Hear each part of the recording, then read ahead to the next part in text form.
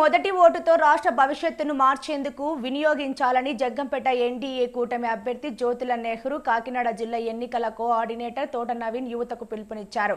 మండల కేంద్రమైన కిర్లంపూడి గోపాలకృష్ణ ఫంక్షన్ హాల్లో కిర్లంపూడి మండల తెలుగుదేశం పార్టీ అధ్యక్షులు చదరం చెంటిబాబు అధ్యక్షతన కిర్లంపూడి మండలంలోని ఓటు హక్కు పొందిన నూతన ఓటర్లకు ఓటు హక్కుపై అవగాహన సమావేశం నిర్వహించారు.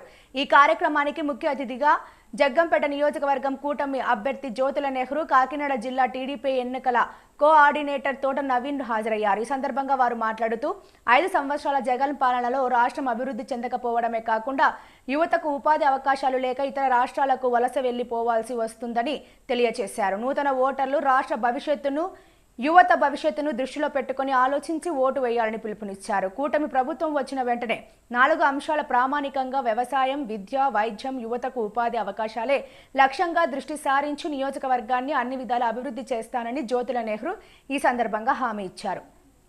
ఈ కార్యక్రమంలో ఎస్వీఎస్ అప్పలరాజు, తోట రవి, తోట గాంధీ, రెడ్డి కాశీబాబు, బాస్వా వీరబాబు, కన్నాబాబు, తూము కుమార్, కుర్లా చిన్నబాబు, గూడల రాంబాబు, కాళ్ళ వెంకటేష్, పాటంశెట్టి మురళీకృష్ణ, పాటంశెట్టి రవి, జంపన సీతారామచంద్ర వర్మ, గోడే బాల, సూరిశెట్టి వెంకట శివ, జ్యోతుల రాంబాబు, పట్టు చెంటిబాబు, కంటా శ్రీను, గగరగా గోవిందు, కాకిలేటి రాయుడు, గండే కాశీ, అల్లా శ్రీమన్నారాయణ, మాదిరెడ్డి విజయలక్ష్మి తదితరులు పాల్గొన్నారు. లేకపోతే ఏ హీరో ఫ్యాన్స్ ఉండొచ్చు, లేకపోతే ఒక రాజకీయ నాయకుడి ఫ్యాన్స్ ఉండొచ్చు.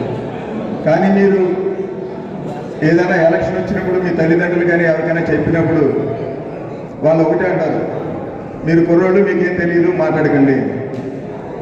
కానీ ఈరోజు మీరు పెద్దోళ్ళు అయ్యారు. ఒక వాటర్ కింద నమోదయిన తర్వాత, ఓటు హక్కు వచ్చిన తర్వాత మీకు ఆలోచించే శక్తి వచ్చింది. మీరు ఖచ్చితంగా ఈ సమాజాన్ని మార్చాలి అనుకుంటే దానికి ముఖ్యంగా మీరే నడుము బిగించాలి. అందరూ పెద్దలందరూ చాలామంది చెప్తూ పవన్ కళ్యాణ్ గారు కానీ, చంద్రబాబు నాయుడు గారు కానీ ఈ స్కిల్ డెవలప్మెంట్ గురించి కానీ, మిగతా విషయాలు మనకు ఉద్యోగాల గురించి కానీ దేని గురించి అయినా సరే చెప్పేటప్పుడు ఒకటే చెప్తుంటారు, యువత అంతా మనం చదువుకున్నా కానీ ఉద్యోగాలు లేవు. ఇప్పుడు సోదరులు చాలామంది చెప్పుకుంటూ వచ్చారు, కాలేజీలు లేవు, చదువుకుంటే ఉద్యోగాలు లేవు.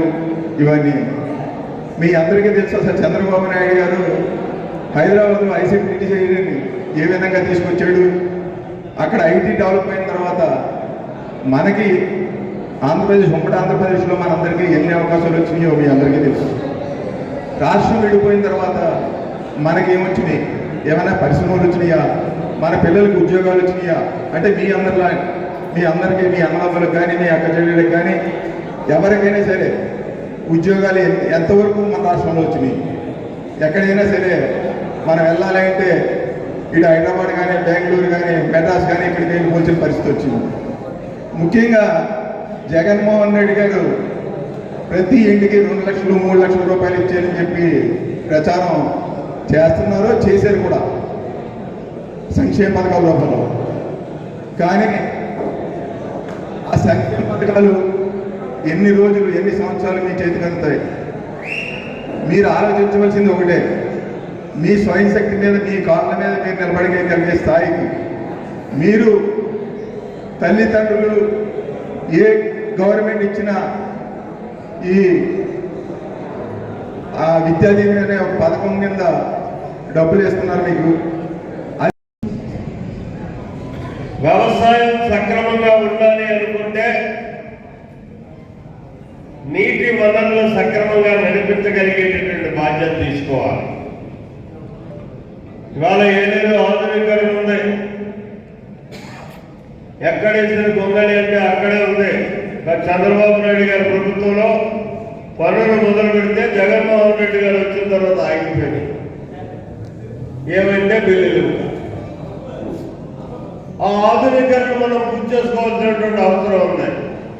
మీ ఏలేరు ప్రాంతానికి అంతా కూడా సక్రమంగా నీరు రావాలంటే, ముంపు లేకుండా, ఎండిపోకుండా సక్రమంగా నీరు రావాలంటే ఈ ఆధునీకరణకు మట్టికి మనం ఆధునీకరణ చేసుకోవాల్సినటువంటి అవసరం ఉంది. ఆ బాధ్యతను ముందుగా నేను తీసుకుంటున్నాను. రాబోయే ప్రభుత్వంలో తొలి కేబినెట్లోనే తిరిగి మళ్ళీ ఏలేరు ఆధునికరణ పునర్వ్యవస్థీకరింపజేసి పనులు మొదలెట్టించి 2 సీజన్లు దాటకుండా ఏలేరు ఆధునికరణ పూర్తి చేయించి తీరుతాను అని చెప్పి సందర్భంగా మనం చేస్తున్నాం. అలాగే విద్య, నేను 3 సార్లు ప్రజాప్రతినిధిగా ఉండి సిగ్గుపడుతున్నాను. కెర్లంపూడిలో డిగ్రీ కాలేజీ తేలేకపోయాం. చివరిగా తెచ్చాను, జీవో శాంక్షన్ చేయించాను. జీవో తెచ్చి ప్రస్తుత శాసనసభ్యుడికి కూడా నా చేతులతో నేను ఇచ్చాను. ఇది జీవో వచ్చింది, దీన్ని అమలు చేయించు, ఎస్టాబ్లిష్ చేయించు అని చెప్పి పట్టించుకోలే. ఇది మరి తెలుగుదేశం ప్రభుత్వంలో ఇచ్చిన జీవో కాబట్టి మేము తెచ్చామని అనుకున్నామో ఏంటో తెలియదు. దాన్ని పక్కన పారేశారు. కనీసం ఒక గవర్నమెంట్ డిగ్రీ కాలేజీ ఎంత చరిత్ర ఉన్నటువంటి కెర్లంపూడి నగరంలో స్కూల్ ఎప్పుడో మా తాతలు చదువుకున్నటువంటి స్కూల్ ఇది, హై స్కూల్ అప్పుడు వచ్చింది. నాకు 73 సంవత్సరాలు ఇవాళ.